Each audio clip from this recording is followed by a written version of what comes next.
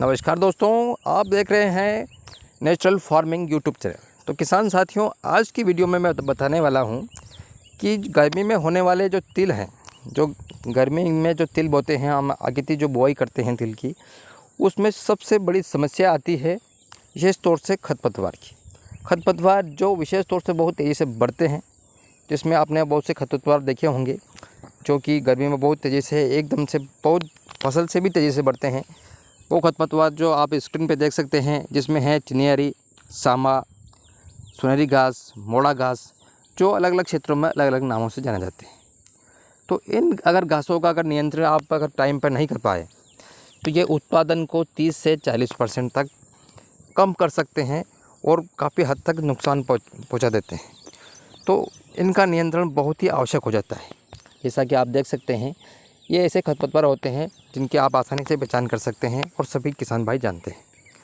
तो किसान साथियों, अगर आप तिल की खेती करते हैं, अगेती खेती कर रहे हैं आप, जो कि अगेती खेती होती है 15 जनवरी से जो 15 फरवरी के बीच में जो तिल की बुआई की जाती है, जिसका उत्पादन बहुत ही शानदार और अच्छा आता है।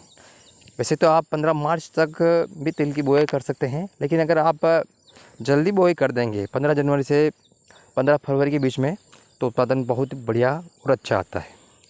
तो किसान साथियों, अब बात करते हैं कि इन खरपतवारों का हम नियंत्रण कैसे कर सकते हैं। इन खरपतवारों का नियंत्रण करने के लिए मैं आपको 2-3 दवाई सुझाऊंगा जो बहुत ही शानदार है और मैंने इनका यूज़ किया है और उनका रिज़ल्ट बहुत ही बढ़िया है। तो किसान साथियों, तिल में विशेष तौर से आप तिल की जो अवस्था होती है, वो अवस्था लगभग 30 से 35 दिन हो और जो खरपतवार हो वो 4 से 5 पत्ती के हो जाएं, उसके बाद आप इसका उपयोग कर सकते हैं। तो वो जो दवा है वो अलग अलग नामों से जानी जाती है।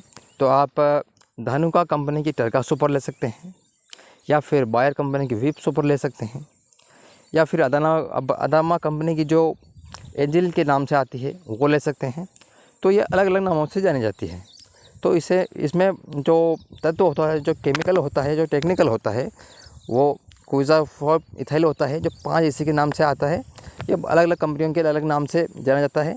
तो आप अगर इसका यूज़ करते हैं तो बहुत ही शानदार आपको रिज़ल्ट देखने को मिलेगा। और विशेष तौर से जो खरपतवार है वो 8 से 10 दिन में धीरे धीरे सूख जाएगा और बहुत ही अच्छा आपको नियंत्रण देखने को मिलेगा।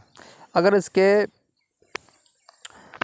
मात्रा की बात की जाए तो उसकी मात्रा आप एक टंकी में, जो 16 लीटर की टंकी आती है, उसमें आप 2 ml प्रति लीटर पानी में मिलाकर छिड़काव कीजिए। यानी कि 15 लीटर का जो टंकी है उसमें आप 30 ml मिला सकते हैं। इसके अलावा जहाँ तक इसकी कीमत की बात की जाए तो बाज़ार में 1 लीटर की कीमत 1200 से 1500 के बीच में आपको बाज़ार में उपलब्ध हो जाएगा। तो यह जो बहुत ही बढ़िया काम करता है और अगर आप इसका उपयोग करते हैं तो आपकी फसल में कहीं ना कहीं ये उत्पादन बढ़ाने में सहायक निश्चित तौर से सिद्ध होगा। और अगर किसान साथियों, अगर आपकी फसल में खरपतवार के साथ साथ अगर मच्छर भी है तो उसके साथ में आप मच्छर की कोई भी दवा, हल्की फुल्की दवा मिला सकते हैं जो ज़्यादा तेज़ नहीं हो। उस दवा का आप इसके साथ में प्रयोग करते हैं तो बहुत ही शानदार और बहुत ही बेहतरीन रिजल्ट को देखने को मिलेगा। तो किसान साथियों, एक सावधानी और बरतें।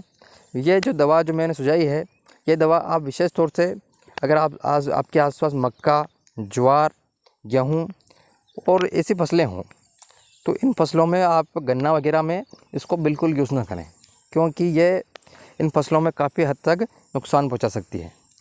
तो आप इस तरह से इसका प्रयोग कर सकते हैं और अपने खेत में जो सक्रिय पत्ती के जितने भी खरपतवार हैं उनको पूर्ण तरह से नष्ट कर सकते हैं। उम्मीद करता हूँ जानकारी पसंद आई होगी।